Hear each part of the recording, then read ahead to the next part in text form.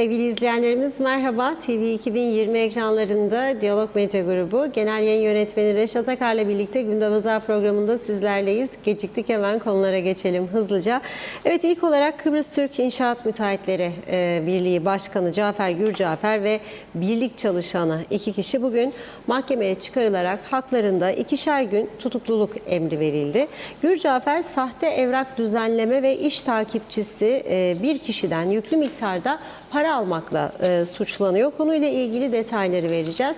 Bu arada önceki gün Girne'de meydana gelen olayda trafik ışıklarını söküp çalmakla suçlanan 3 genç de mahkemeye çıkarıldı. Teminatla serbest bırakıldı. Konuşacağız. İkinci konumuz, evet, Orta Doğu'da savaş yayılıyor. İsrail'in Gazze'ye yönelik saldırıları devam ediyor. Hamas lideri Haniye uğradığı bir saldırı sonucu hayatını kaybetti. Haniye'nin ölümü tüm dünyada geniş yankı uyandırdı. Ele alacağız. Sonrasında ülkemizin gündeminde bir başka önemli sorunsa tabii gıda maddelerine gelen artışlar. Diyalog ekibi domatesin kilosunun 100 liraya yükseldiği Girne Açık Pazar'da vatandaşlarla konuşup şikayetlerini dinledi. Konuyla ilgili röportajlarımızı sizlerle paylaşacağız. Yine ülkemizin bitmeyen çilesi, elektrik kesintileri devam ediyor. Yeni faturalar vatandaşlardan sert tepki görüyor. Kesintilerin devam ettiği bir dönemde bir de faturaların can yakması bir tarafa, Teknecik Santrali'nden yükselen kara dumanlar sağlık endişelerini arttırıyor. Elektrikle ilgili geçmişten bugüne söylenen ancak yapılmayanları bugün gündeme getireceğiz. Son olarak da bugün 2 önemli sendikadan hükümete yönelik uyarılar geldi. Kıbrıs Türk Ortaeğitim Öğretmenler Sendikası Başkanı Selma Eylem, okulların açılacak durumda olmadığını iddia etti. Bu yıl gerekirse okulların açılmayacağını söyledi. Kıbrıs Türk Hekimler Sendikası Başkanı Özlem Gürkut ise hükümete 31 Ağustos'a kadar süre verdiklerini belirtti. Sağlıkta sorunların giderilmesini istedi. Yine ayrıntıları var, onları da ele alacağız. Evet, buyurun Reşat Bey. Evet, herkese hayırlı günler dileyerek başlayalım. Dün program akışı içerisinde bahsetmiştik. Kıbrıs Türk İnşaat Müteahhitleri Birliği Başkanı Cafer Gürcafer polise davet edilmiş ve orada ifadesi alınmıştı. İfade alındıktan sonra akşam saatlerinde polis tutuklama kararı almış ve kendisini bugün 2 çalışanla birlikte mahkemeye çıkardı. 2 tane genç çalışan var, göreceksiniz. Tabii polisin aldığı son karar çerçevesinde kelepçesiz vaziyette bugün mahkemeye çıkarıldılar. Tabii bu arada isimlerle ilgili de bir önemli uyarı yapmak istiyorum. Çünkü dün akşam da konusu oldu, bugün de konusu oldu. Bu ülkede soyadı benzerliği çoğaldı artık, biliyorsunuz. Yani eskiden mesela soyadı kanunu çıktığında bu ülkede tek bir aileye aynı soy ismi verilirdi. Mesela Akar dendiği zaman benim ailemdi. Fakat sonradan Türkiye'den çok sayıda Akar geldi bu ülkeye. Mesela bir tane Mesere bölgesinde bir hırsızlık olayı olmuştu Mausa'da bir gün. Aynı soyadı taşıyor. Bana çok sayıda telefon geldi. Neyiniz olur, neyiniz olur? Hiçbir şeyim dedim. Hiçbir şeyim. Ne gambam var, ne tanırım, ne gördüm. Nasıl olur? Olur. Bir tane Akar yok, çok Akar var. Şimdi bu tutuklananların içerisinde Hasan Akar var bir tane. Hasan Akar da benim kardeşim. Dün akşam bizim gece editörümüz der bana, neyiniz olur Hasan Akar kardeşim? Ne oldu dedim 12'de. Ve merak ettim, Allah korusun kazanmaz. O gece dışarı çıkan bir adam mı diye. Aradım diğer telefonla, onunla konuşurken. İyiyim dedi, uyumaya hazırlanırım dedi. Ne var derim, diğerine telefon açık. Aha diyor, bu Gürcafer'le birlikte tutuklanan Hasan Akar varmış da benim. Şimdi bugün de mahkemede polis öyle aktardı. Şimdi tabii duyan der, Hasan Akar, Reşat Akar'ın niye olur? Hiçbir şey. Tanımam bile, genç bir çocuk, hiçbir yakınlığımız yok, hiçbir akrabalığımız yok, hiç tanıdığım biri değil. Ama var. Onun için polisten ben rica ediyorum, bundan sonra detay versin. Hatay doğumlu, Antep doğumlu, Lefkoşa doğumlu, ne bileyim ben Karpaz doğumlu, neyse onu bir detay versin ki insanlar anlasın isim verirken, mahkemeye çıkarırken. Bu şekilde olmaz. Normalde tabii suç tespit edilinceye kadar mesela Güney Kıbrıs'ta, Avrupa ülkelerinde kesinlikle isim açıklanmaz. Mahkeme önünde fotoğraf çektirilmez, video çektirilmez. Ama burası forever tiyarensidir olur. Ben defalarca söyledim. Madem veriyorlar biz de vereceğiz. Ama doğru olmadığını da söylüyorum. Çünkü ben vermesem herkes dedi. Zaten sosyal medyada patlıyor. Şimdi bu Cafer Gürcafer gerçekten çok ciddi suçlamalarla karşı karşıya. Polisin bugün mahkemeye aktardığı bilgiye göre Çavuş Yahya Su İçmez 28 Mart 2024 tarihinde yurt dışından ülkeye kota ve izinle getirilen 3. Dünya ülkesi vatandaşı işçilerle ilgili başlanan soruşturma kapsamında zanlıların tespit ederek tutuklandıklarını açıklandı. Polis diyor ki Çalışma Bakanlığı ile Kıbrıs Türk İnşaat Müteahhitleri Birliği arasında 2007 yılında yurt dışından getirilecek işçilerin işlemlerinin kolaylaştırılmasını öngören bir protokol imzalandığını belirtti. Şimdi burada biraz sonra duracağı üzerinde 2007 17 yıl önce neden sen İnşaat Müteahhitleri Birliği'nden protokol imzalan devlet olarak anlamış değilim. Sadece inşaatçılar mı işçi getiriyor? Yani kapı pencereciler var, alüminyumcular var. Ne bileyim ben belediyeler var. Yok sokaklarda bir ala kaçak Afrikalı çalıştırır belediyelerin işleri için şimdi. Taşeron canım belediye başkanları sorumlu değildir. Onlar hiç sorumlu olabilir mi? Neyse protokol gereği diyor. İnşaat Müteahhitleri Birliği başvuruları aldığı ve bakanlığa ulaştığını söyledi. Gürcafer'in 2022-2023 tarihleri arasında protokol kapsamında birliğe başvuran iş takipçisi bir şahıstan işlemleri hızlandırmak için 135.800 euro aldığına dair iş takipçisinin ifade verdiğini söylüyor. 3 Haziran 2024 tarihinde polise giderek şikayetçi olan bir inşaat firması yetkilisinin 55 işçi getirilmesi için birliğe başvuru yaptığını ancak Gürcafer'in bu talebi Çalışma Bakanlığı'na bildirdikten kısa bir süre sonra bilgileri dışında sahte evrak düzenleyerek 55 kişilik kotayı iptal ettirdiğini söyledi. 9 Haziran 23'te ise bir inşaat firmanın 30 kişilik ön izin başvurusuna bulunduğunu ancak firmanın bilgisi dışında 16 işçi getirildiğini ve bu kişilerin nerede olduğunun bilinmediğini ve bu konuda araştırma başlattıklarını açıklandı. 16 kişinin getirilmesi için Necdet Tunça ile Hasan Akar'ın belgeleri imzalayıp yetkisi olmayan bir kişiye verdiklerini söyledi. Kıbrıs Türk İnşaat Birliği'nde ön izin başvuruları işlemlerinden sorumlu Hasan ile 3. Dünya ülkelerinin sorumlusu olduğu belirten polis başka bir inşaat firması tarafından yapılan şikayette 14 kişinin firmanın kendi bilgisi dışında adaya getirildiğini, nerede olduklarını bilinmediğini söyledi. Bu 14 kişinin Gürcafer'in oğlunun firması tarafından getirildiğini, bu kişilerin de nerede olduğunun bilinmediğini, firmanın itirazı üzerine Gürcafer'in oğlunun ortağının firmayı işçileri bulacağını söyleyerek telkin etmiş. Yine İnşaat Müteahhitleri Birliği ile Çalışma ve Sosyal Güvenlik Bakanlığı'nın ülkeye Pakistan uyruklu işçi getirilmesi için ayrı bir protokol imzalamışlar. Bu protokol kapsamında 22 kişi getirilmiş. Ancak bu sayının çok daha fazla olduğu yönünde bilgi aldık diyor. İnşaat Müteahhitleri Birliği'nde arama yaptık diyor. 2 isim verilen 2 kişinin bilgisayarında hiçbir şey bulunmadı. Veriler silindi diyor. İzahat istendiğinde Necdet Tunça veriler birikince prosedür gereği siliniyor diyor. Ancak verilerin 28 Haziran 2024 tarihinde aynı günde birer dakika arayla silindiği tespit edildi diyor. Ön izin başvuruyla ilgili süreç tamamlanmadan ön izinlerle ilgili bilgisayar çıktısı hazırlandığını ancak bu belgeleri kimlerin aldığını hatırlamadığını söylemiş diğer ikinci şahıs. Gürcafer ile ilgili aranan bir emare vardır diyor. 6 adet cep telefonu incelenecek. Suçla bağlantılı da bir kişi aranıyor diyor. Aynı zamanda İnşaat Müteahhitleri Birliği'nin arşivindeki belgelerin birçoğu incelenecek. Dolayısıyla 2 gün tutukluluk istedi ve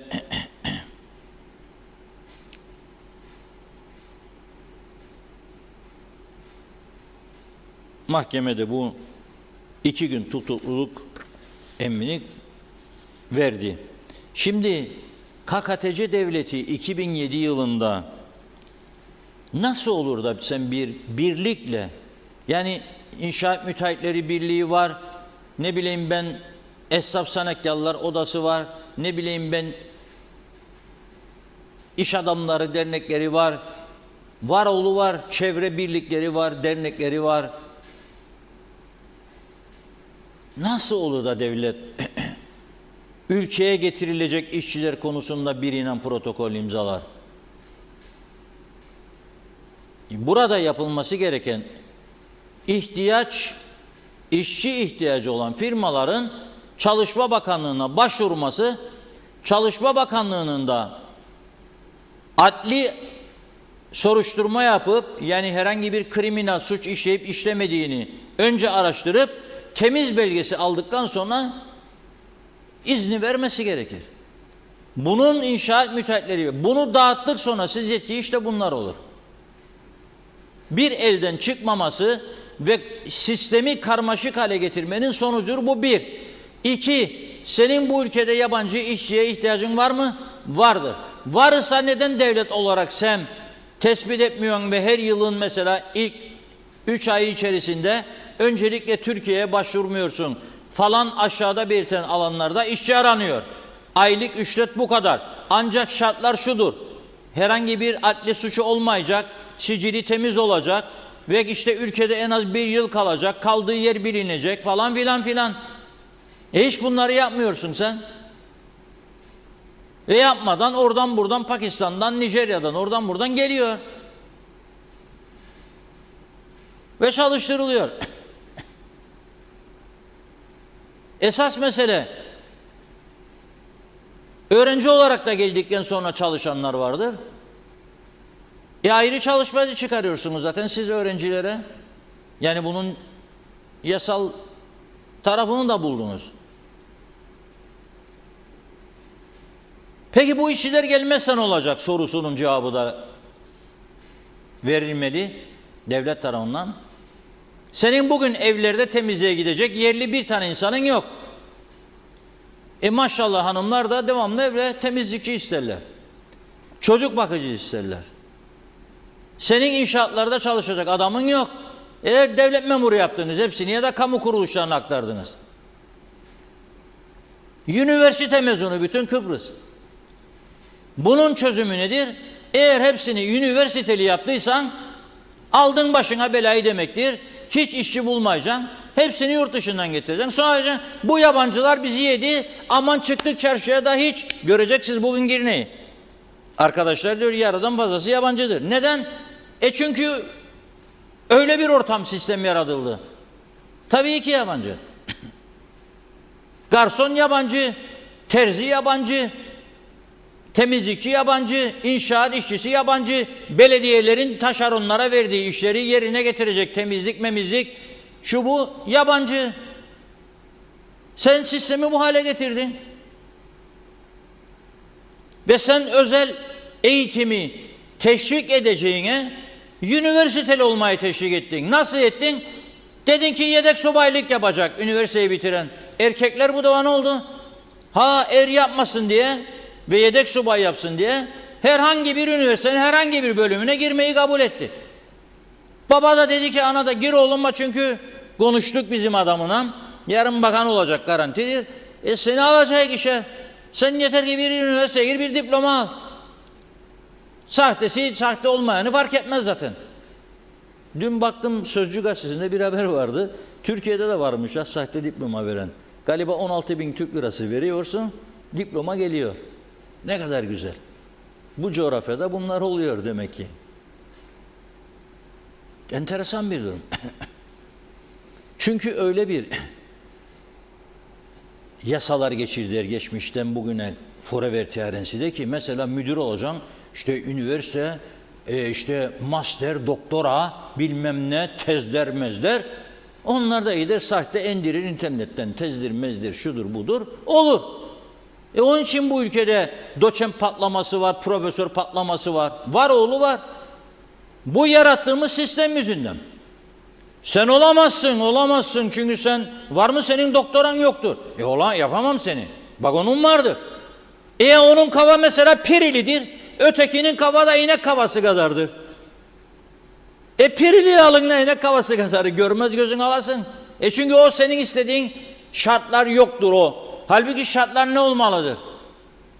Bir eğitim tabii şartı olmalıdır. 2, nerede çalıştı, kaç yıl çalıştı, bilgisi, görgüsü, başarı dereceleri nedir, sosyal hayata bakışı nedir?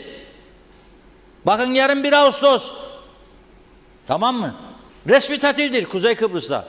Var mı bir tane eleştiren? Yok bak ama TMT'yi eleştirirler, Türk Mukavemet Teşkilatı'nı. Faşist bir örgüttü diyenler var içimizde. Ama o yarın TMT'nin kuruluş yıl dönümü nedeniyle verilen tatili de ne güzel. Denize, plajlara yarın herkes. Eleştirmezler tatil oldu mu? Kişisel menfaatler daima bizim önümüze geçtiği için bu forever tiyarensi bu hale geldi. Ve onun için ben daima derim 3 gömlek 4 gömlek büyüktür, 4 numara büyüktür. Bu gömlek bizim üstümüze veya pantolon, şalvar gibi. Ve onun için diyorum ki asla ve katla bu eşit meşit falan şey olamaz. Çünkü öyle bir bilgi şeyimiz yoktu. Yani onlarla yarışacak bir yetenek, bilgi, görgü, tecrübe alanımız yoktur. Yoktur. Bunu kabul edelim. Bu kendi kendimizi aşağılamak değil ama yoktur. Yok. Yarattığımız kendi kendimize dünyanın hiçbir ülkesinde olmayan kuralları biz yarattık bu ülkede. Şimdi de nasıl çıkacak içinden diye düşünürük. Çıkamayız bunun içinden. Olağanüstü hal olması lazım. O da olmayacağına göre çıkılmaz. Çıkamaz kimse bunun içinden. Devirirler zaten. Çıkamazsın. Bak nasıl başbakanın kapıyı gittiler, kaldırdılar, vurdular, kırdılar, döktüler. 2 gün sonra görüşmek zorunda kaldı kendilerine. Kaldırmayanlar içeri giremez. Kaldıracaksın da gireceksin içeriye. Hücum! Nasıl yaptı Mustafa Naimoğulları ve ekibi var? Kaldırdılar önce, sonra bir vurdular, devirdiler, kapıyı girdiler içeriye. Kabul etmeyeceksin ha? Netice itibariyle bugünkü bu olay ve buna benzer olaylar da bunun bir sonucudur. Bakalım Gürcafer'in tabii bu kurnazca Çalışma Bakanı kimdi 2007 yılında bilmiyorum, bakmadım vallahi. Siz bakarsanız ve yazarsanız memnun olurum. 2007 yılı yetiştiremedim bugün çünkü çok araştırmalar, özellikle elektrikle ilgili bir yığın araştırma yaptım. Yani yaklaşık 1 saat vakit harcadık elektrik konusuna. Çünkü ülkemizin bana göre 1 numaralı sorunudur şu anda elektrik. 1 numaralı. Savaşlar boş ver. Ana vatan Türkiye var zaten falan. Sınırlarda bekliyor. Şimdi ikinci bir hırsızlık olayından bahsetmiştim. Dün madem ki mahkemeyle başladık. Bu ikinci önemli hırsızlık olayla. Yahu hiç duydunuz mu siz trafik lambalarını söküp götürsünler? Ve o kadar çok üzüldüm, anlatamam bugün. Bu trafik lambalarını götürenler ikisi de çocukmuş ya. Biri 17, biri 18 yaşında. Biri 17, biri 18 yaşında. Sabah 5'te be kardeşim. Ne işiniz var be sizin Girne sokaklarına? Sabah 5. Biri 17 yaşında herhalde vatandaş, 18 yaşında olan da Türk vatandaşı ve işsiz. Gördüğünüz, ben bunlara çocuk derim. 2 tane çocuk. Şimdi bu çocuklar, yok 3 taneymiş pardon. İkisi 18, biri 17 yaşında. Şimdi diyor ki Girne, Lefkoşa'da sakinmişler ama Girne'de Doktor Fazıl Küçük Caddesi üzerinde orta refüjde bulunan trafik dairesine ait direkt üzerine monte edilmiş halde bulunan 16.240 liraymış değeri de. O lambanın da gelsin arkadaşlar, bir de lamba vardı böyle hani götürüp teslim aldılar ettiler. Lamba ha bak nasıl lambayı da götürüp sonra teslim etmişler. 16.240 lira değerindeki trafik lambasını kasten ve kanunsuz olarak yerinden söküp hasara uğrattıktan sonra çalmışlar. Aynı gün polise giderek bunu teslim etmişler ama. Tutuklanmış ve sorguya başlamış polis.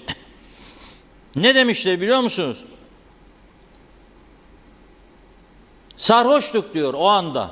İyi dinleyin, 17 ve 18 yaşında çocuklar sabah 05 sarhoştuk diyor. Sarhoştuk diyor ve o sarhoşluğun etkisi altında bunu yaptık diyor. Peki ne yapacaktınız diyor kendine? İçimizden bir tanesinin odasına koyacaktık. Yansın sönsün ışıklar disko gibi herhalde düşündü. Çocuk aklı. Ve ne oldu? 10.000 Türk lirası nakit, 100.000 lira kefaletle serbest bırakıldılar. Haftada bir günde bu yaşta polis karakoluna gidip ifade vermek zorunda kalacaklar. Bu yaşta. Ne yalan söyleyeyim, ben bunu biraz ağır buldum. Yani işledikleri suç, evet suçtur, ama bir de şunu düşünmek lazım. Sabah 05'te bu çocukların o saat sokakta olması acaba kimin suçu? Sadece onların mı, yoksa o saate kadar içki satılması devletimizin suçu değil mi? O saate kadar içkili yerlerin açık olması suçu değil mi?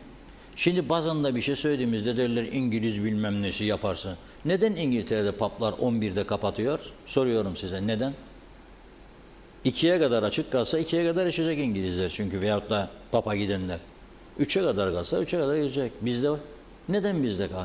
Yani biz bakın işimize geldiği gibi her şey.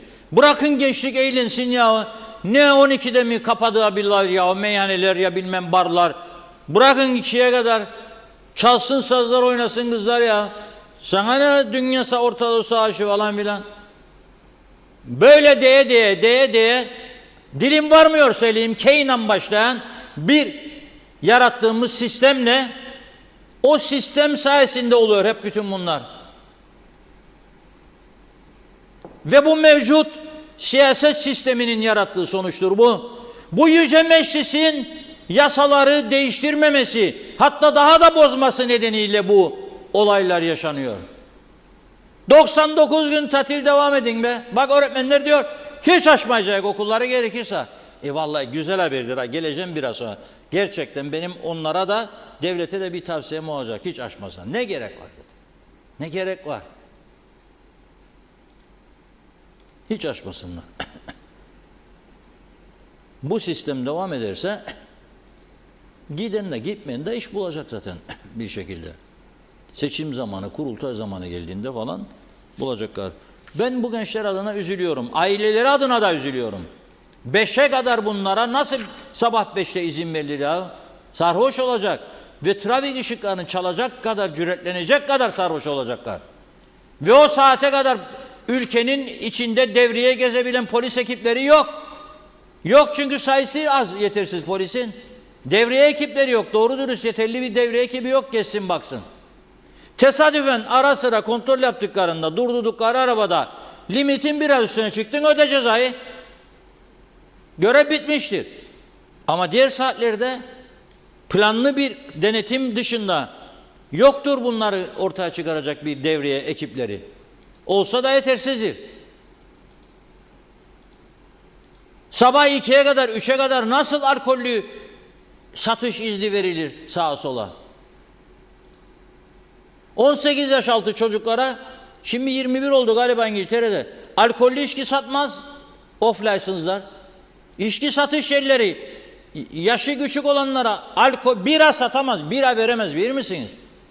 Ama onların IQ'su düşük canım, onlar geri kalmış çağ dışı milletler. Biz burada ayrı bir şey, yani farklı bir ırk, farklı bir şey oluşum, IQ'ler çok yüksek patlamış, profesör, doçent bilmem yardımcı doçent patlaması, akademisyen, korkunç bir durum. %98 nüfusun üniversiteli, var mı böyle bir dünya ülkesi yeryüzünde? Ve bizi tanımıyorlar. İşte bunun için tanımıyorlar bizi. Korkuyorlar. Korktukları için tanısalar bütün dünyayı yerle bir edecek bize. O kadar bir üstün başarı, yetenekler var burada. Yani yok edecek, yerle bir. Bütün Avrupa edecek. Sabaha kadar barlar çalsın, çazlar, oynasın kızlar. İşe de gitmesin. Müdürü idare eder. Zaten müdür de çalar, sazlar, oynar kızlar. Müsteşar da öyle. Bakan zaten bilmem hangi meyhaneden döndü. Geç gelecek bugün. Açılış vardır. Kurdele kesme falan filan. Bu kendi kendimize kurduğumuz bir trajikomik oyundur bu ya. Sahnede rol alanlar siyasilerdir tabii. Halk da arkasından figürandır.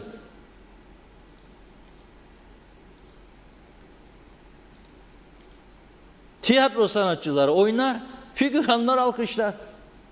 Bu kadar basit bir iştir bu iş. Yani bak bunun artık bu saatten sonra o gücenmiş, bu gücenmiş, yok o ağır gelmiş, yoktur böyle bir şey. Küfür yok, hakaret yoktur bizde. Ama kabul etsinler ve inşallah topluca istifa ederler ya. Hiç kişi olmadan daha güzel yönetilebilir bu ülke. Bakın bazı muhtarlar var, köylerini pırıl pırıl yapar. Köylerine hiç devletin uzanamadığı, belediyelerin gidemediği o köylere çocuk parkı yaparlar. Konferans salonu açarlar. Toplantı düzenlerler. El işi öğretirler kadınlara. Ben bu siyaseti nerede göreceğim? Nerede görüyorum?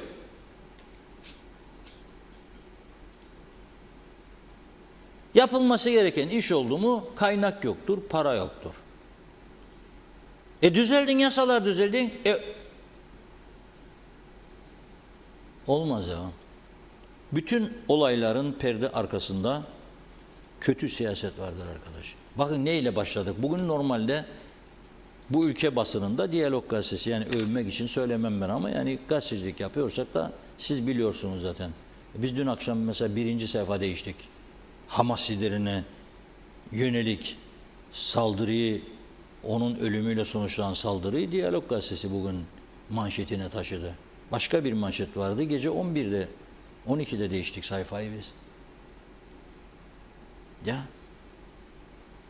Gece 11'den sonra 12'ye doğru sayfa değiştik.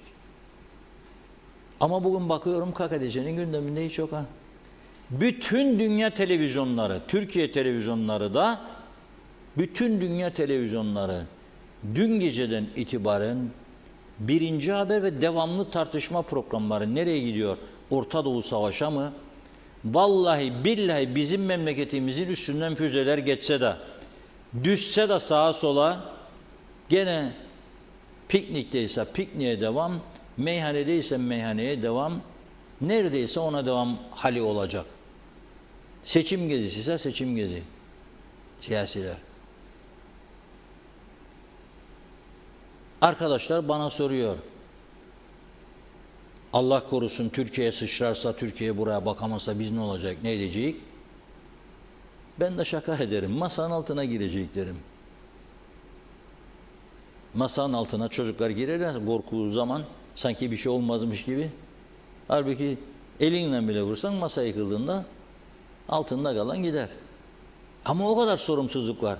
Yahu göstermelik de olsa bir şeyler yapın bize. Yoktur. Buyurun Funda Hanım. Evet, hızlıca başlayalım. Çok yoğun mesajlar bugün de. Şerife Turgay Derya, Şenol Tatlıcıoğlu, İzzet Ahmet iyi yayınlar diledi. Mehmet Maraşale hoş vakitler demiş. İyi yayınlar. Kemal Osman Ceyhanlı, Aysel Çelikkol'da, Mehmet İnancı da, Mehmet Ali Özdemir de iyi yayınlar diliyor. Tatlısu'dan selamlar. Ömer Meraklı, yarın ekmeğe zam yapılacağının haberini aldım. Hanife Dursun kolay gelsin demiş. Caner Aspava, Hüseyin Boşnak, Oya Hanım iyi yayınlar diledi. Onlar da teşekkür ediyoruz. Mehmet Uluçaylı, acaba bu ülkede işi yürüsün diye rüşveti veren alandan daha suçlu olması gerekir. Rüşvet veren alanı yasal olmayan işler yapmasına teşvik etmektedir. Bu da araştırılmalı. Tema Yavaş, Ozanköy'den selamlar demiş. Güliz Önsal, Mustafa Özcan, Rahme Beyoğlu, Mustafa Kombo, onlar da iyi yayınlar diledi.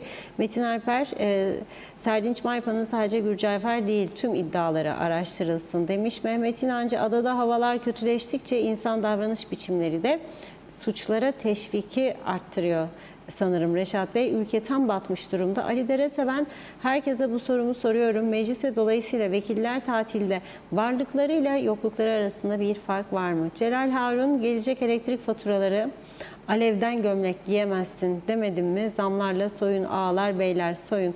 Böyle bir halkı hiç bulamazsınız. Hüseyin Serkan Giritli, kelepçe yok artık demiş. Sayar Aker, bu gidişatla her mahalleye bir mahkemeye ihtiyaç duyacağız. Afrikalı olduk. Necdet Mavi Gözlü, Kuzey Kıbrıs Birleşik Afrika Pakistan Cumhuriyeti Başkenti Lefkoşa'dan iyi yayınlar diliyor. Geç başladığımız için sistemini dile getirdi. Mehmet Uluçaylı, yoldan kapı önünden geçen tellerden Pakistan veya Bangladeşliler oldukları anlaşılan kişiler kapıyı çalıp bahçede iş var mı? Para verirseniz kabul ederim diyorlar. Biz bundan rahatsız oluyoruz ve kendimizi güvende bulmuyoruz. Etrafta yabancı istilası var. Bunları ne arayan ne soran var. Emir Ali Tatlıdil ülkeye gelen 3. ülke vatandaşları 6 ay sonra başka yere geçiş yapmak isterse çalışma izni iptal oluyor. Tekrar yeni izin çıkarılması gerekiyor. Yani 1 yıl izni varken yeniden aynı paraları ödemek zorundasınız. 3.000 lira sağlık harcı, 1760 lira teminat mektubu, 3.000 lira çalışma izni, bu izni çıkaran kişi de bizden 3.500 lira emek istiyor. Tamamen soygun düzeni. Böyle giderse çalıştıracak kimseyi bulamayacağız. Müteahhitler Birliği çalışma izni çıkarmak için 1.500 lira ister. Muhasebe verin çıkarsın 3.000 lira emek ister. Yetiştiren maalesef bizim gibi küçük esnafa yükleniyor. Zeren Turalı yenenle yan yana hiçbir şey dayanmazmış misali. Bir de haydan gelir, huya da gider mi derler. Ne ilginçtir, acıdır diyor. Ne zaman merhum Bülent Ecevit'i haklı çıkarmış oldu. Ecevit harekattan hemen sonra 75 yılında saray önünde balkonda yaptığı tarihi konuşmasında kazanılan zaferin ekonomik zaferlerle taçlandırılmadığı zaman ve devamlı surette Türkiye'ye avuç açıldığında kendi ayaklarımız üzerinde duramaz hale geldiğimizde iflasın eşiğine geleceğimizden söz etmişti. Yarım asırdır bizler ne yaptık bir düşününüz bakalım. İşte bu kritik kaos dolu günlere böyle geldik ey halkım. Arif Mustafa Cüce memlekette temiz bir kurum kaldı mı acaba? Tam bittik, çürüdü her yer demiş. Mehmet Bey lütfen herkes bir ağaç diksin diyor. Belediyeler dikmiyor çünkü. Ulus Barani bir araştırma yapın bakalım. Gürcafer 2 gün tutukluluğunu polis bodrum katında bulunan o kokuşmuş odalarda mı kalacak yoksa her şeyiyle dayalı döşeli iyi muamele göreceği bir odada mı tutulacak? Erdal Yarkın, Veli Göztaşı, Meral Kavas iyi yayınlar diledi. Mehmet İnancı Cennet Adaya önceki gün kesin dönüş yapan arkadaşımız Hüseyin Gürel Kofalı'ya renkli ve sağlıklı bir yaşam dilerim. Zeki Özgür Kanlılar, halkın ayaklanma zamanı geldi de geçiyor. Bunlara dur deme zamanı gelmiştir. Fikret İpekçioğlu gündeme bomba gibi çıkan haberler günden güne çoğalıyor. Bir hatırlatma daha yapayım. Lütfen Reşat Bey Girne'deki eczanelere ve doktorlara hesap sorulmadı. Bunun araştırmasını yapar mısınız demiş. Torpilsiz. Niyazi İnancı devlet kurumlarında yasa dışı kanunsuzluk yapanların tespit edilip yargı önüne çıkarılmalı. Polis soruşturmalarını derinleştirmeli. Özel yetkili savcılar atanmalı dedi. Nazime Nalbant herkese selamlar. Çok üzülüyoruz. Neden gizli işler yapıyorlar? Hep kimsenin haberi olmadan çalıştırıyorlar. Bizim ülkede çok işsiz olan var. Önce kendi ülkelerindeki kişilere iş vereceksiniz demiş. Reşat Bey ağzına yüreğine sağlık. Mehmet Uluçaylı ülkede asayiş ve güvenliği sağlamak için asker ve polis işbirliği yapıp ancak kaçakları yok edebilirler. Emir Ali Tatlıdil sanat okullarına gerek yok. Özel sektörle ilgilenen hiçbir hükümet maalesef olmadı. Bazı arkadaşlarımızın çocukları tatilde gelip çalışsın diyorum ama ne diyorlar neymiş çocuğu gelip garson mu yapsınmış. Herkes rahata alıştı maalesef. Hasan Coşkun yıktık kapıyı da ne oldu dedi. Mehmet Borak çok insan kalkınma zenginliktir dediler. Diyenler her şeyin fazlasını bolca yarattı. Kalkınma oysa bilimsel bir görev. Kalkınma uzmanları eğitimle oluşur. Mühendis özel eğitimle belki araştırmacı olur ancak planlama uzmanı olamaz diyor. Birkaç mesaj daha aktaralım. Özkan Özdemir çocuklarda mevcut düzene uyum sağlamışlar. Zabıta da mühim görünüyor. Niyazi İnancı Barış Kuvvetleri ve Güvenlik Kuvvetleri Komutanlığı devletin içindeki suç örgütünü tespit etmeli. Adada durum çok vahim. Sayar Aker hep şikayet edelim ve üstüne soğuk su içelim. Kaderimiz Kıbrıslı olmak demiş. Hasan Yapıcı devletin umurunda mı diyor. Devlet sadece koltuğunu korur. Başka bir hava esmez dedi. Evet, Mehmet Bulduk da demiş ki Reşat Bey asıl kabahatli direkt üstünde sallanan ışığa müdahale etmeyenlerdir. Çocuklar görünce sallanıyor. Bir maceraya yelteniyorlar. Pes vallahi dedi. Evet, çok mesajımız var. Yine devam edeceğiz. Buyurun. Evet, bu arada az önce Sayın Kudret Özersay'ın paylaştığı bir konu var. Çok önemli. Diyor ki Maliye'nin teftiş raporları gecikmeksizin başsavcılığa gönderilmelidir diyor. Niye diyor bunu? Çünkü Maliye teftiş memurları bir başka ciddi usulsüzlük tespit etmiş. Neymiş bu? Bazı bakanlıklarda, evraklarda tahrifat yapılarak hile ile ek mesai ödemesi yapılıyormuş ve vardiya tahsisatı şeklinde bazı kişilere her ay maaşının %15'i kadar fazladan maaş ödeniyormuş. Buradan duyuruyorum. Bu Sayın Özersay'ın bu sesini buradan duyuruyorum. Bu çok önemli bir konudur. Bunun üzerinde durmak lazım. %15 niye veriyorsun? İlaç alacak paran yokken senin niye %15 fazla para dağıtıyorsun? Bu iddia araştırılması gereken bir iddiadır. Buradan ilgililere sesleniyorum. Şimdi dün biz size araştırmalarımızı yaparak bu Orta Doğu'daki savaşlara ilişkin özellikle Güney Kıbrıs'ta, çünkü bizi ilgilendiren bölüm, yaşananları aktarmıştık. 2 gün önce Amerikan donanmasının Limassol'a demirlediğini söylemiştik. Dün de İngiliz donanması, Kraliyet Donanması ve Hava Kuvvetleri'nin birlikte bir tatbikat yaptıklarını, özellikle drone saldırılarına karşı müttefiklerini, yani Güney Kıbrıs'ı nasıl koruyacaklarını, kurtaracaklarına ilişkin bir tatbikat yapmışlar ve tabii orada İngiliz üsleri de var. Kendi üsleri de esas zaten amaç odur. Nasıl koruma altına alacaklar ve gelen bütün dronları bertaraf etmişler. Endişe edecek bir şey yok. Güven veriyorlar. Ama bu niye yapılıyor bu? Niye yapılıyor? Çünkü bu Orta Doğu savaşlarının yayılmakta olduğunu görüyorlar ve yayılacağını da biliyorlar. Bizler de biliyoruz. Böyle ansızın bir şey geldi bir gün. Bir arkadaşla ikimiz de aynı günde konuşuyoruz. Ben diyorum Eylül'de galiba en sıcak ay olacak. O diyor Eylül'de sıcağın sıcağı olacak. Niye? Öngörü meselesi, görüyoruz. İsrail Gazze'de yürüyor. Arap dünyası bile seyrediyor. Kimse bir şey demiyor. İran'la böyle füze atma falan filan davası oldu bir süre önce. Bir ısınmaydı o. Şimdi önceki gün Beyrut'u bombaladı. 60'tan fazla yaralı, bir can kaybı ve sonra bu sabah 2 raddelerinde Hamas lideri Haniye'yi kalmakta olduğu lojmana girerken öldürdüler. Şimdi az önce de söylediğim gibi bütün dünyanın bir numaralı haberi. Herkes ciddi endişe içerisinde. Bakın İsrail olimpiyatlardaki sporcularını ülkeye geri çağırdı. Ürdün Hava Yolları, Lufthansa Alman Hava Yolları, Avusturya Hava Yolları İsrail'e ve Lübnan'a uçuşları durdurdu. Çok ciddi tedbirler alınıyor. Bu savaşın nerede nasıl duracağı belli değil. Bugün İran Devlet Televizyonu'ndan yapılan açıklamada da Devrim Muhafızları Ordusu'nun bir bildirisi yayınlandı ve diyor ki bu Hamas'ın öldürülmesinde güdümlü füze kullanıldı. Ve Musa Ebu Marzuk üst düzey yetkilisi demiş ki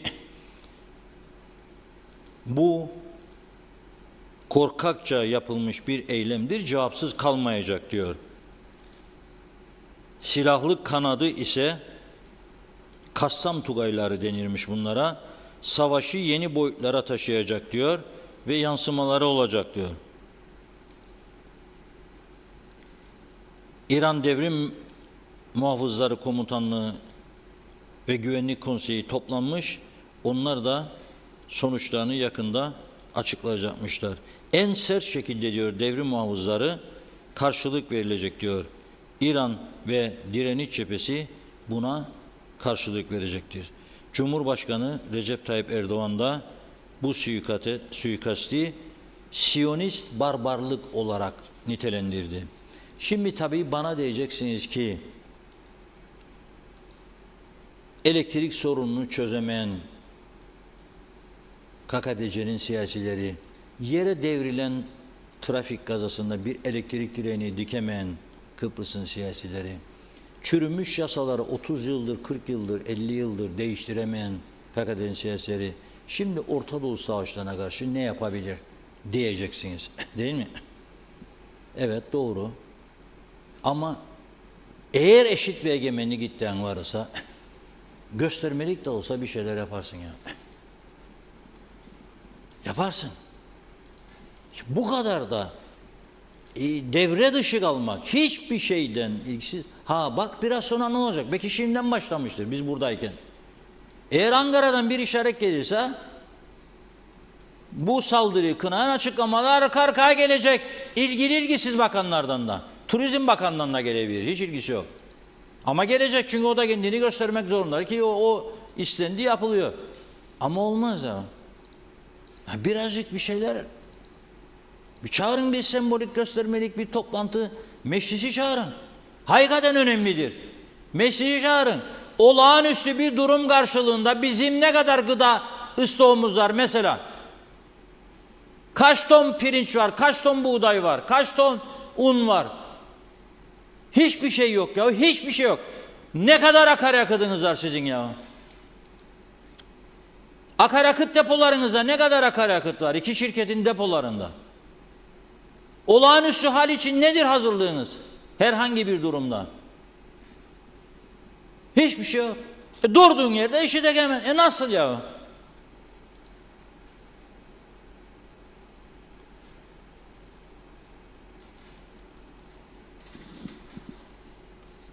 Sekiz yaşında çocuklar bile inanmaz buna. Devam edelim biz ama gene de. Devam edelim. Bu gerçekten savaş çok önemli ama tabii ki ülkemizin en önemli sorunu olan elektriği ve pahalılığı konuşacağız. Biz de aldık gündemimize ama bu bütün dünyanın bir numaralı haber konusu olan ve ilk defa Orta Doğu'da uzun yıllardan sonra böylesi bir savaş varken ve bizim yanı başımızda, hemen yanı başımızda oluyor bunlar. Hiç de ilgisiz kalmak yani doğru bir şey değil.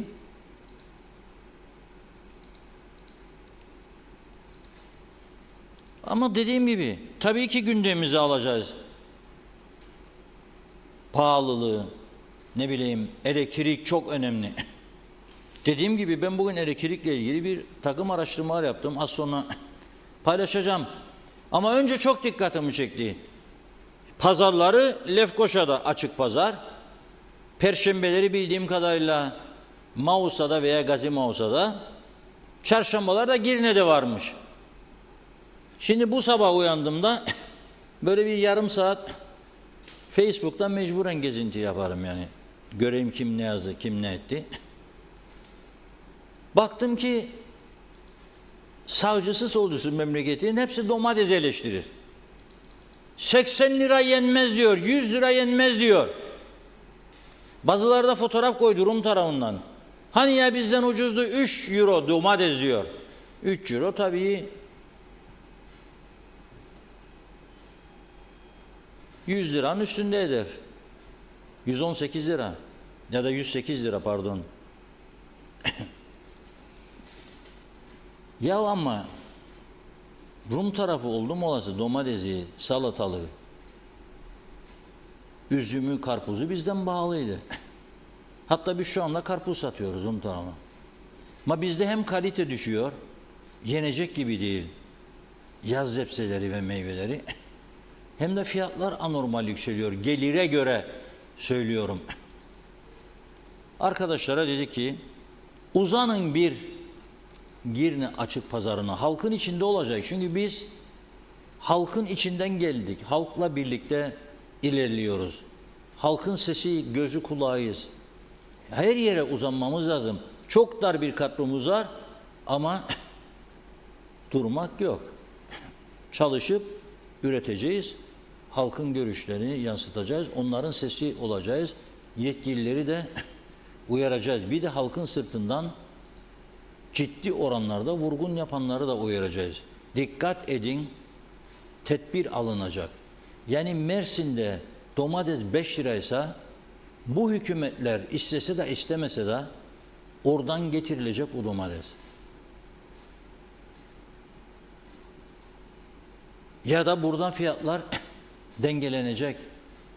5 lira aldın 5'e mi getirebilin? Hayır, ben de bilirim. 10 olacak, 15 olacak, 20 olacak. 30 olacak. Yok da 80-100 liraya. Neyse, Serdar Serdaran ve havada, karada, denizde Abdullah Su İçmez. Apo, Girne Açık Pazar'da röportajlarını yaptılar, izleyelim. İnsanlar yok kaç kilo geldi diye söylüyor. 1 kilo 100 gram gelmiş. 1 kilo 100 gram ve 120 lira ödedik. Evet. Efendim domatesin fiyatı niye pahalı size göre? Biliyorum neden pahalı. Ama şimdi domatesin zamanıdır, lazım uygun olsun. Şimdi yazdır ve pazar çok pahalıdır. Her şey pahalı. Hiç yani yaz mevsiminde hiç biz sebze yiyemiyoruz düzgün şekilde. Mesela şeftali, elmalar, kavun, onlar da pahalı. Her şey pahalı yani. Pazar diyoruz ama pahalı. Domates, salata lazım uygun olsun yiyelim. Şimdi zamanıdır ve yiyemiyoruz. Gün domates bulamıyoruz maalesef. Yani pazarı gezdik şimdi. 80 lira, 100 lira.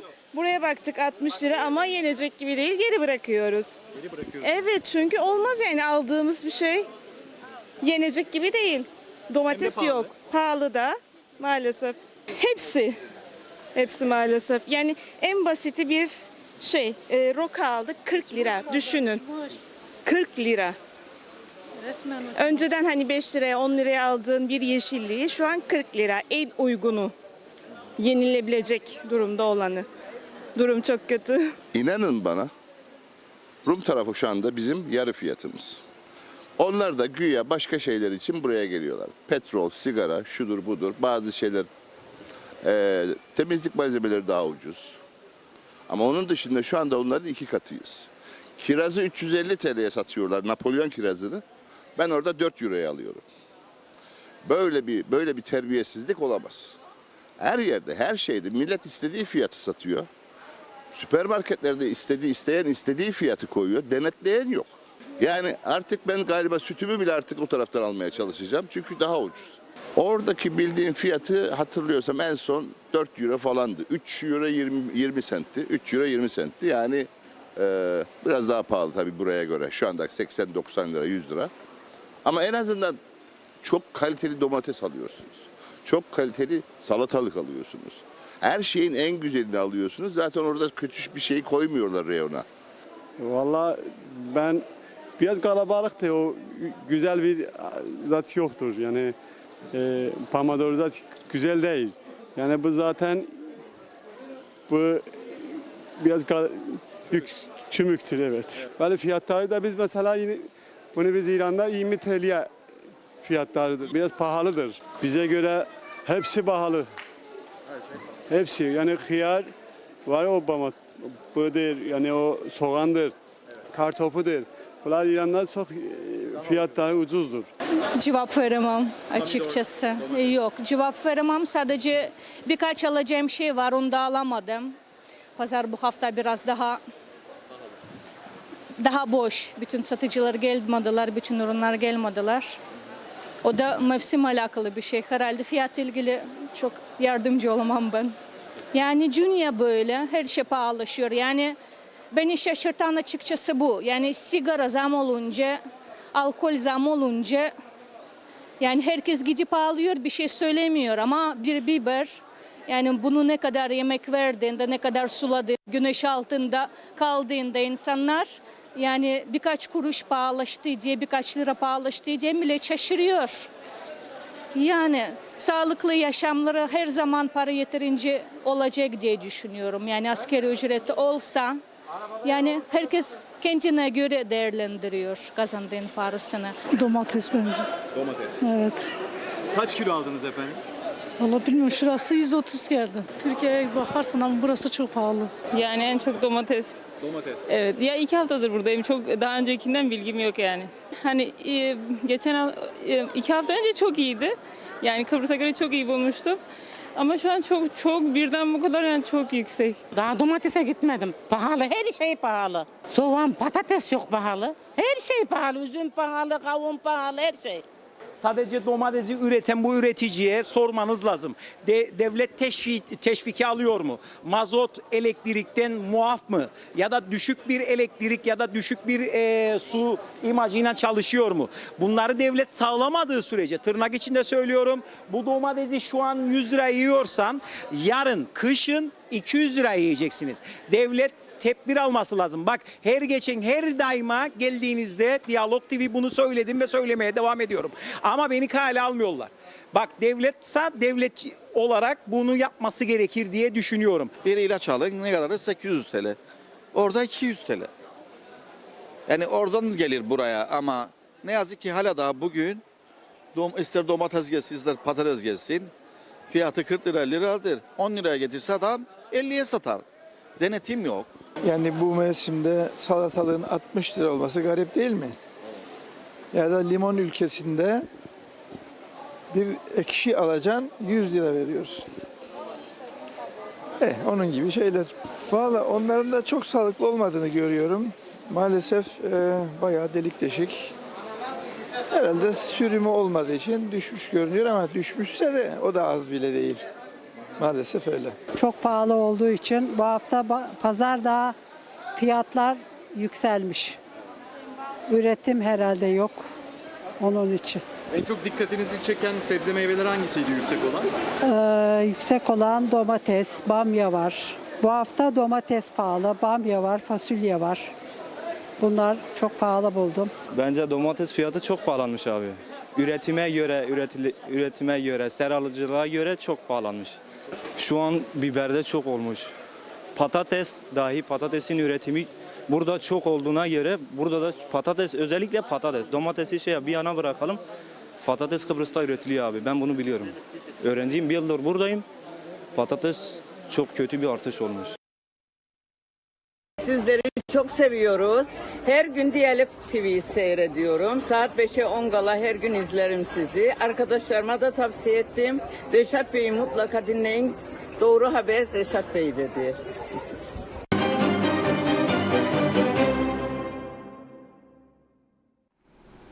Domates pahalı ama pazar gördüğünüz gibi 2 kilo 3 kilo alır.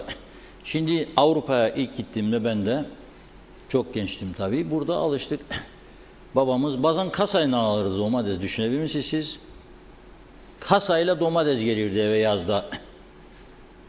Ve yumuşak olanlar ne yapılırdı? Domates salçası. Torbaların içine doldurdu rahmetli anam benim. Asardı. Sonra suları süzülürdü. Kalan parçalara ayrılardı tabii domatesi birçok parça. Salça olurdu. Bütün kış o salça yemeklerde kullanılırdı. Uygunlu fiyatlar çünkü ki kasayla alırlardı. Yaz ülkesi burada bir güneş bir su. Sera da istemez. Zaten sera tehlikeli. Naylonları geçirirler. Isıdan o naylonlar alır verir aşağıya. Kanserojen işte al başına bela. Ne oldu domates bu kadar? Üretim az da ondan. Üretim az da ondan. Ve tabii bütün üretim böyle değil ama birçoğunda çok ciddi ilaç vardı. İlaç. Hem büyümesi için, hem kızarması için, hem de sineklerden korunması için. Şimdi Babutsa dünyasına gideceğiz ama önce size Türkiye'deki eski bir reklamı hatırlatacağım. Hani bir ara Türkiye'de Çernobil faciası olmuştu ya, fındıklar da elde kalmıştı. Nasıl satacaklar fındıkları? Bizim millette çareler tükenmez. Çok çekici, dikkat çekici bir reklam hazırlamışlardı. İzleyelim bakalım. Gel fındığa gel. Tansiyona, kolesterole, kansızlığa, uykusuzluğa, sinir bozukluğuna iyi gelir. Enerji verir, cildi gençleştirir, kemikleri güçlendirir, dişleri kuvvetlendirir. Ayrıyetten aganege.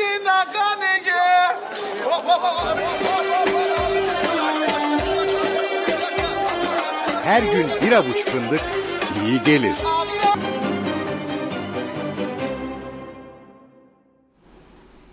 Evet, aganigi, naganigi diyerek Çernobilli fındıkları yedirdiler, fındıkları yedik hepimiz. O dönem ilginç bir durum vardı. Sütlere de hayvanlar otlanır ya, ovalarda da etkili oldu. Hatta Vadili'ye kadar babamın köyüne geldiği iddialar vardı. Tabii burada olaylar çıktı. Sütlerde acaba kanserojen madde mi var diye falan filan. O dönemin bizim başbakan da Sayın Dervişeroğlu'ydu. Torununa kooperatif sütü içirerek reklam yapmıştı. Torunum da içiyor. Korkmayın diyerekten yani. Şimdi fındık aganigi, naganigi olur da bizim babutsamız ne olur acaba? Onu izleyelim. Evet, Babutsa'ya bak, Babutsa'ya. Bu Babutsa'nın çok faydası var. Ölüyü bile dirildir. Fındığa aganigi, naganigi derler. Fındığı boş ver, Babutsa'ya bak. Bu daha da kuvvetli, daha da şey. İnsanı 10 yaş gençlendirir. Yediğin zaman bağırsakları temizler, mideyi temizler, yağları eridir. Daha ne olsun? Çok ne ilacı var, ne hormonu var, hiçbir şey yok. Yalnız su. Yalnız suyu var. Bütün faydaları da var. Şu anda tanesi ne kadar? Şimdi tanesi en uzun ben verirdim, 8'e verirdim. Şimdi 2 lira daha koydum, 10 ettim yeni. Yuvarlak, öyle kalacak ki bitsin. Peki, 50 senedir ben bunu yapar bu işi. Peki efendim, Babutsa'nın fiyatından müşteriler son zamanlarda şikayetçi mi? Vallahi şikayetçi değiller. Şikayetçi, şunu verdiğin fiyat normaldi. Geçen hafta derler bana her yerde 10 lira 15 lira verirler. Sen ne için 8'de verin derler. Ben de bu hafta 12 verirdim, 100 lira 10 ettim. Dediğimiz gibi kıymeti biçilmez bir meyve. Google'da öğrendim. Bundan 500-600 sene önce Afrika'dan Avrupa'ya yük taşıyanlar, o gemiciler dururlarmış bir memlekette ve bu Babutsa'nın keseleri ve yerleri ve güç alırlarmış. 10 tane aldım. Evet. 2 kızım var, her birine 5'er tane. Özellikle yaz mevsiminde onlara yediriyorum çünkü kış döneminde yaşayacakları alerjileri engelliyor. Fazlasıyla C vitamini var ve fazlasıyla doğal. O yüzden biz tercih ediyoruz her sene. Her yaz bu dopingi yapıyoruz yani ailece. Evet. Babutsa'nın faydaları hakkında bizim bilmediğimiz, sizin bildiğiniz bir şeyler var mı? Bildiğim kadarıyla dediğim gibi yoğun C vitamini içeriyor, alerji ataklarını engelliyor, bağırsak florasını düzenlediğini biliyorum. Bu 3 bilgi benim için tüketmem için yeterli. Benim bilmediklerim varsa da yani sadece bunlar için bile bence tüketmeye değer fazlasıyla. Evet. Abimiz de gördüğünüz gibi ayıklıyor. Bunların dikenlerini çıkartmak çok zor. Ben birkaç kez kendim yaraladım o anlamda. Hazır ayıklanmış bir şekilde alıyoruz buradan. Temiz ve hijyenik bir şekilde. Aynen, temiz ve hijyenik bir şekilde alıyoruz ve tüketiyoruz. Evet. Kışı da sağlıklı geçiyoruz böylece. Çok teşekkür ederim. Ben teşekkür ediyorum.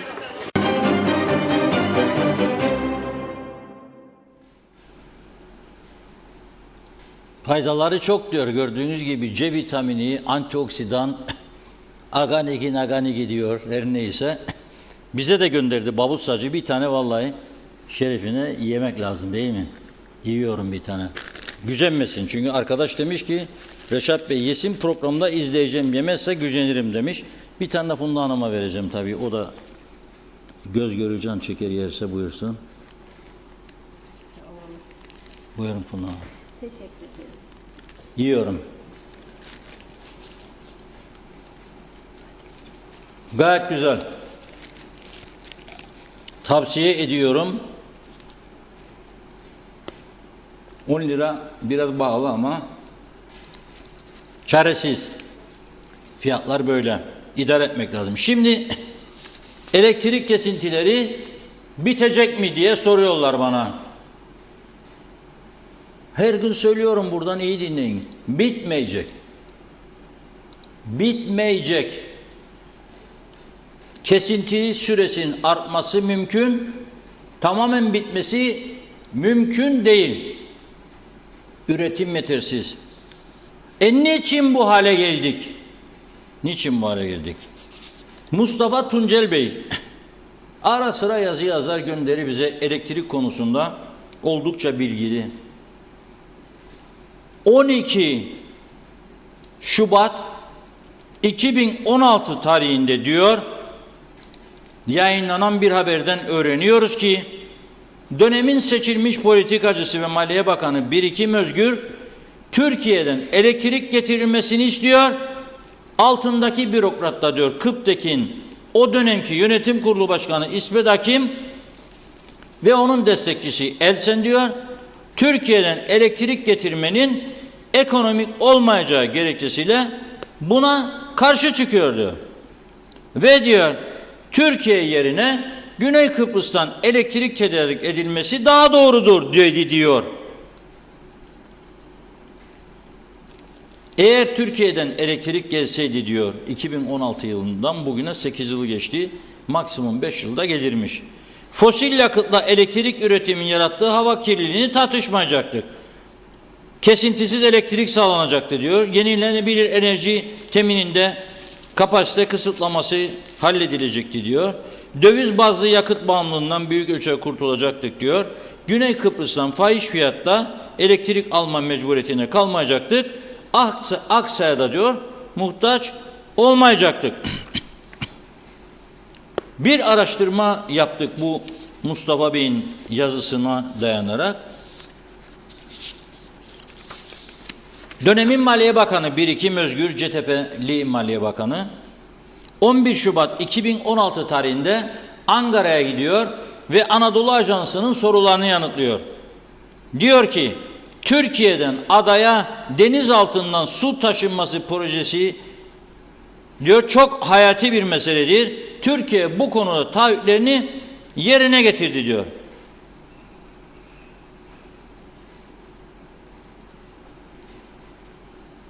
KKTC'ye taşınan suyun verimli şekilde halka sunulabilmesi için gerekli altyapıyı oluşturacağız diyor. Ama oluşturamadık.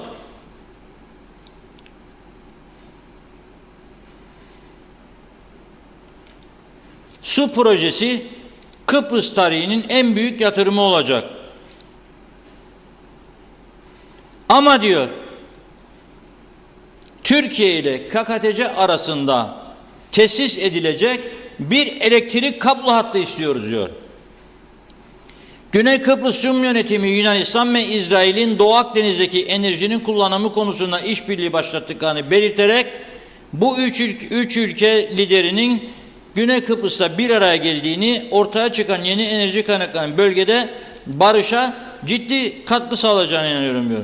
Onların yaptığı gibi diyor, biz de diyor Türkiye'den Kuzey Kıbrıs'a kablo ile elektrik getirmeliyiz diyor dönemin Maliye Bakanı. Bir süre sonra da görevden alındı ve ayrıldı galiba. 10 Ekim 2016'da bakanlıktan gidiyor kısa sürede. Ve Türkiye'de İstanbul'da imzalanacak olan kablo ile elektrik anlaşması ile ilgili diyor ki tebrik ediyorum kendilerini diyor. Enerji oyununda Kıbrıslı Türklerin tüm siyasi dezavantajlarına rağmen bir aktör olabileceğine hep inanmıştım diyor. Ve bunu diyor siyasetten, siyasi çizgilerden, renklerden ayrı tutalım diyor. Tartışmayalım bu konuyu. Tartışılması bile yanlıştır diyor. Kısır tartışmalara heba etmeyelim bu projeyi diyor. Yıl 2016, yıl 2024, 8 yıl geçti. Kimler heba etti bu tartışmalara? Kimler engelledi de bugün zehirleniyor bütün Kuzey Kıbrıs termik santralden çıkan kara dumanlarla? Kara dumanların altında zehirleniyor binlerce insan, 10 binlerce insan, doğa tahrip ediliyor ve ikide bir de elektriklerimiz de kesiliyor. Rezil bir hayat yaşıyoruz. Her taraftan iflas sesleri gelmeye başladı. Ama bitmeyecek bu. Şimdi bugün tekrardan dense ki buyurun getirin bize elektrik, Türkiye'den gelemez. 5 yıl ister. Büyük para ister ve 5 yıl ister. Ve bu Orta Doğu'daki savaş ortamında denizden kablo taşımaya başlamaz kimse size. Ne olacağı belli değil. Onun için demiş, pilavı önüne koydukları zaman tuzu az, ne bileyim salçası çok diye yüzünü ekşitme, karnını doyurmaya bak. Sen eğer tuzu az, salçası fazla diyerek yemezsen yiyiciler vardır. Sen de karnını bastırırsın. Hayat böyle bir şeydir. Ama şimdi gelelim. Özelde, dünya genelinde hiç kültür olmayan, hiçbir deneyimi olmayan insanları milletvekili oldu diye bakan yaptılar bu ülkeye. Onlar da kendi kafasına göre yok be Türkiye mi teslim olacak, yok be bilmem elimizdeki bilmem ne mi gidecek. Senin elinde hiçbir şey yoktur. Tekneciyi kuran da Türkiye'dir. İlk jeneratörleri, sonraki jeneratörleri getiren de Türkiye'dir. Parasını veren de Türkiye'dir. Sen ne yaptın?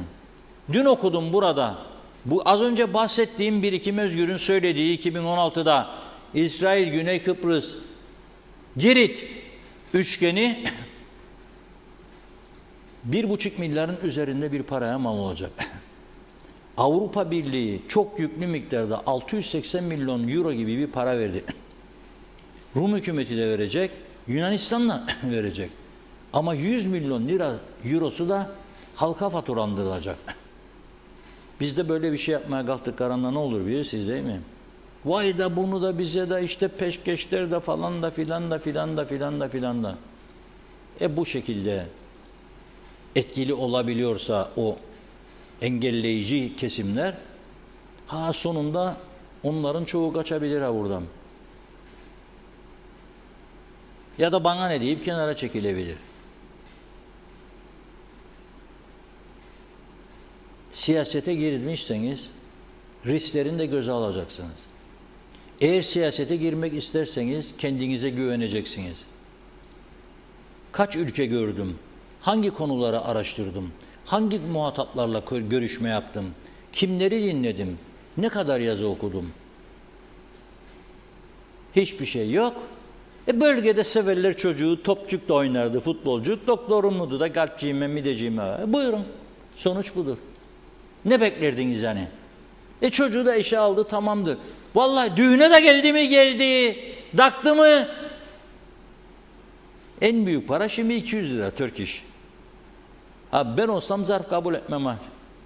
Çünkü zarfların içinden 10 lira çıkarmış. Şimdi yok kardeşim. Zahmet edip de kutuyu doldurma bana. Atacaksın zarfın içinde, ben de göreceğim sanki bana iyi para attın dedi. 10 lira çıkarsa içinde hiç koyma, daha çok memnun olurum. Ama siyasiler mecburen çoğu gösteriyormuş. Kamerada kaydediyor. Düğün bittikten sonra ertesi günü aileler toplanır. Göster be bakalım. O gelen bakan ne kadar taktı? Utanmaz 150 lira. Be 200 lira olsun takmadı. Gene oy yoktur Ama geldi düğününe. Çıktı geldi. Güzel ortam. Mausa. 1,5 saat gitme, 1,5 saat dönme, 3 saat. Yollarda perişan. Bu böyledir. Ben mesela bakan bakmayan olsam, yani vaktim olmaz düğünlere gideyim, açık da ilan ederim başında, derim ki sorry, zahmet edip davetiye getirmeyin, gelemem. Finish. Onun için de oy vereceksen bana gelmedim diye vermeyeceksin, oyun sana kalsın. İstediğine getir. Sonuç budur işte. Neden güneyde farklıdır? Çünkü bakanlar sahasında uzmanlaşmış, alanında çok deneyimli, Dünya Bankası'nda yöneticilik yapmış, dev firmalarda çok iyi işler yapmış. Bakın bir tanıdığım iş adamı, neden dedim sen genel müdür tutan bu yanına giy dedim bir günde. Madem dedim oğlumun biri Harvard mezunu, biri Oxford. Kaç sene oldu? Biri dedi 7 sene, biri 9 sene oldu dedi. Neden getirmem? Yo dedi. 15 yıl en az dedi. O ülkelerde deneyim kazanacaklar. Ticaret yapacaklar. Yöneticilik yapacaklar. Deneyim kazanacaklar. Sonra gelecekler. Teslim edeceğim şirketi dedi. 50 yılda bu hale getirdim de bana batırsınlar. Yok dedi. Bu tarafta batırma şansı yok. Özellikle iyi markaları elinde tutarsa babalar, analar, çocuk mecburen alacaksın kendinden değil mi? Alternatif yok. O zaman çocuk batırmamış olacak. Tabii onlar da onun için çok tecrübeli de olsa dıştan biri yok. Bu aile şirketidir. Sana iş yok. Peki ben o zaman ne yapmaya satacağım evi de yollayayım? İngiltere, Amerika okudayım da geri gerilmeyecek adam veya bayan. Gelirse eşermeyecek siz kendine. Devlete aldırsam torpil saldırıya uğrayacak. Ya da getireceksin bir tane çok altında eğitim görmüş olanı üstüne koyacaksın çünkü o partilidir, o değildir, idare et durumu. Da böyle bir düzen yaratacaksın ve bu düzeni de Türkiye besleyecek askerler sınırda, eksildiğin parayı da yollayacak ve bunun adına diyeceksin ki forever. Yok be kardeşim. Basit düşünelim bunları ya. Yok. Yoktur benzeri bunun dünyada, yeryüzünde. Ne yapıyorlar görüyorsunuz. Gene bakarım Takatuk Ajansı'na her gün. Yok o onu kabul etti, yok o onu kabul etti. Yok o ona plaket verdi, yok o ona plaket verdi. Yok o orada kurdele kesti, yok bu burada kurdele. Ve demeçler de aynı ana vatanın desteğiyle Kuzey Kıbrıs Türk Cumhuriyeti'ni tanıtacağız. Az kaldı. Azerbaycan geliyor, galiba Pakistan da gelebilir falan filan. Pakistan gelebilir mi? Pakistan eğer gelir seni tanırsa ben burada baş aşağı duracağım. Ne tanımadık? Denktaş Bey'i tanırlardı. Kıbrıs dediğinde Cyprus iki isim söylerlerdi eskiden. Makarios, Denktaş. Şimdi Kıbrıs dediğinde ya Hristodoulos'u bile çoğu bilmez Avrupa'nın dışındakiler. Bizimkilerinin bir tanesinin adını bilirse Arap olayım ben. Kimse bilmez. Ya Türkiye'dekiler bilmez. Ve yarın tatildir biliyorsunuz değil mi? 1 Ağustos. Türk Mukavemet Teşkilatı'nın kuruluş yıl dönümü. Güvenlik kuvvetlerinin kuruluş. TMT'den güvenlik kuvvetlerine geçiş. Kıbrıs'ın fethinin bilmem. 3 tane tarihi olay birlikte yaşıyoruz diye başladı demişler. Fakat kimse bilmiyor. Bilmiyor. TMT'ye, güvenlik kuvvetlerine karşı çıkanlar da yarın tatil yapacak. Oh! Yan gel yat Osman. Ondan sonraki gün de Cuma'dır. İdare et beni müdürüm da alayım çocuklara gideyim bir Karpaz'a 4 güncük Perşembe, Cuma, Cumartesi, Pazar. Altında kalanın boynu kopsun özel sektörde çalışanlar. Yüzlerce böyle olacak yarın. Onu da bilirim ben. Şimdi bugün sonradan KKTC vatandaşı olmuş bir kişiye sordum. Dedim ki yarın dedi bana tatil midir dedi burada. Onun için dedi işlemleri bankalar çalışmıyor biliyorsunuz dedi bana. Evet dedim. Niye tatildi yarın dedim. Bakın biraz önce babut saydım o da bir nimettir değil mi? O nimetin şeyine söylüyorum. Bir kelime yanlışlarsa. Galiba dedi bana burasının kandil günüdür dedi. Allah beni yaksın buradan çıkmayayım. Kandil günüdür dedi. Dedim bütün dualar kabul olur. Yarın dua et ben de edeceğim dedim. Gülüyoruz Allah'ın halimize. Okullarda bunun dersi verilmiyor, öğretmiyor. Ama bu arada baktık bu öğretmenler sendikası uzun yaz tatilinde. Tabii Mayıs'ta kapandı okullar, Haziran bitti, Temmuz bitti, 2 ay. Şimdi lazım konuşma zamanı çünkü açılmaya az kaldı. Diyor ki Orta Eğitim Öğretmenler Sendikası, kararlıyız diyor bu yıl diyor, gerekirse okullar hiç açılmayacak. Oy oy oy oy oy oy oy. İçinde de diyor, bir tanesi bile diyor, hazır değildir diyor. Elektrik çalışanlar da katılmış öğretmenlerin bu toplantısına. Ne ilgisi var? Nasıl karıştırılıyor işte? Elektriğinle eğitim öğretmenin ne ilgisi var? Ve birader ha. Dayanışmaymış bu da. Bu da dayanışma. Şimdi ben olsam yöneten derim ki güzel bir teklif.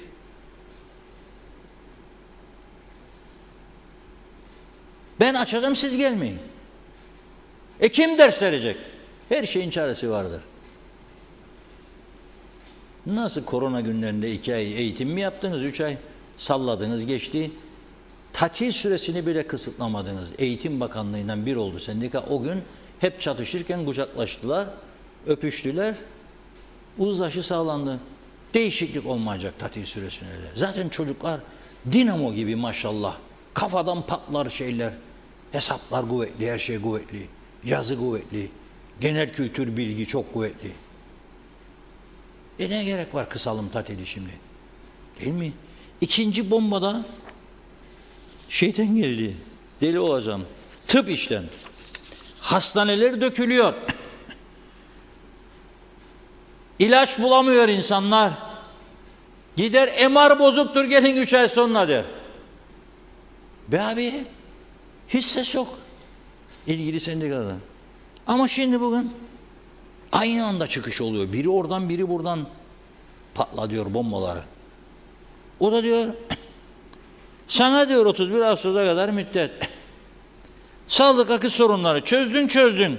Çözmedin bitti. Neden? Mesela doktor yok. Acilde bir doktor bakmak zorunda diyor. Haklı mı ama bu doğru mu? Bu doğru. Bir doktorun acil nasıl idare edilir? Olmaz. Ama bu devamlı gündeme getirilip oturulup konuşulup çözülmesi gereken bir konu. Çoktan bunu da çözebilmeniz için destek vereceksiniz siyasete. Hatta siyaset isteksizse zorlayacaksınız. Ek mesailer kalkacak. Ek mesaileri harcadığı paralarla sana yüzleriyle doktor alabilir. Yüzleriyle. Ama karşılıklı bir uzlaşı vardır ek mesailerin devamı konusunda. Mesele budur. Forever TRNC. Seviyorum ben bu sözü gerçekten. Buyurun Funda Hanım.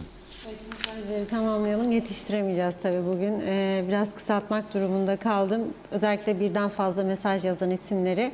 Alpay Erişken, bir 10 sene sonra Başbakan Pakistan Bakanları Narçirya Bangladeş olacak. Zaten Kıbrıs'ta kalmadı. Yaşasın Banana Cumhuriyeti. Yazıklar olsun diyor.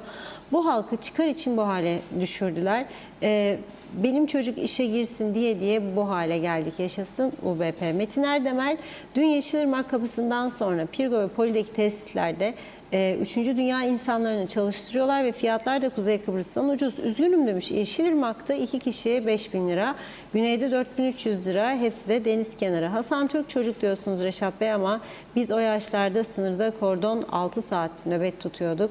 Suç yetiştirenlerdedir. Fikret İpekçioğlu, bizde içme serbest olur mu? Olur. Sebebi siyasetin günden güne daha bozuluyor olması ve de doyumsuzluğun olması. Güler Karamalli, 2007 Çalışma ve Sosyal Güvenlik Bakanlığı görevi CTP'nin demiş ve Bakan Sonay Adem.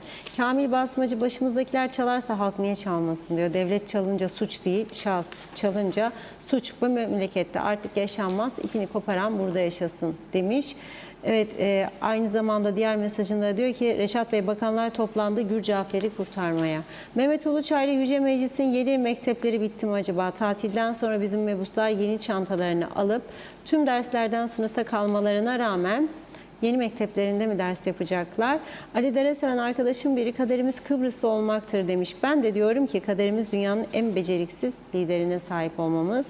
Hasan Kasap, 7/24 çalışan marketler kapatılmalı demiş. Alkol satıyorlar. Günay Şeherli, usandık bıktık, 27 yıl sigorta yatırımım var. Devletten yararlanamıyorum. Birileri yolsuzluk yaparsa benim suçum ne demiş. Çalışma Bakanı bize paramızı faiziyle geri versin. Ne gözlük ne de ilaç isterim. Sigortadan beni hiç ilgilendirmez.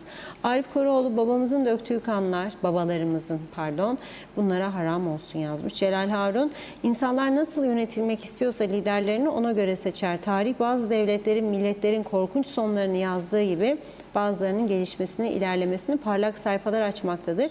Bir millet asalak yaşadığı sürece yok olmaya, unutulmaya, silinmeye mahkum demiş. Fikret İpekçioğlu, çürümüş siyasetçiler artık bu işleri acilen bırakmalı yoksa daha kötü olacağız. Ertuğrul Kanık, 2007'deki bakanımız Sonay Adem'miş.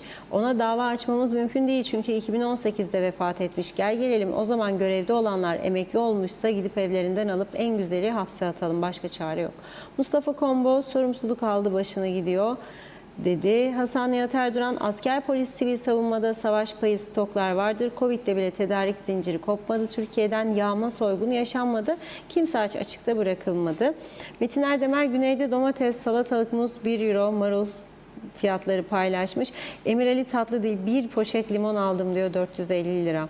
Salih Mullalı, Kıbrıs'ta esas yerliler azınlıkta, taşıma nüfus daha fazla demiş. Kendi yerimizde sen hangi ülkeden geldin diye soruluyorsa burada yaşayan taşıma nüfus hiçbir şekilde yerli halkla iletişimi yok demektir. Yani Kıbrıs'ta yaşıyor ama Kıbrıs hakkında uzaktan yakından bir bilgisi yok. Çağatay Dönler, Allah'ın rokası dedikleridir demiş. Mustafa Akgüz, Kıbrıs'ta maaşlar yüksek doldurdular. Şimdi her şey pahalı diye şikayet ediyorlar. Esma Nazmiye, siyasiler kimler olacak? Utanmadan çıkmışlar, ülkeyi ileri taşıyacaklarmış. Ülke battı, halk iyi bir ders verecek. Turgay Gezen, halk edişe uygun olmayan, açıkçası yapılmamış işler yapılmış gibi gösterilerek beyan edilen ek mesailer tespit edilip bu yaraya neşter vurulursa devletin kasasında kalacak olan parayla yarım kalan birçok iş tamamlanabilir, yenileri yapılır. Fakat nedense istismara açık olan bu konu üzerine gidilmiyor. Demek ki birileri buradan ikinci maaş alarak haksız yere cebini doldururken birileri de siyasi rant elde ediyor. Mehmet Yeter, hükümet değişmesi gerekir, denetim yok. Ulus Barani, bakan müsteşar müdür, meclis başkanı ve cumhurbaşkanı şoförlerinin aldığı ek mesailer araştırıldı mı diye sormuş. Salih Harmandağlı, Esentepe'deki domates tarlaları beton oldu. Ayşe Latif, bugün Larnaka'da yeşilliklerin fiyatlarını paylaştı tek tek. Ali Eyüboğlu, kabloyla elektrik gelirse iyi olur. Bu çağın yatırımları böyle diyor.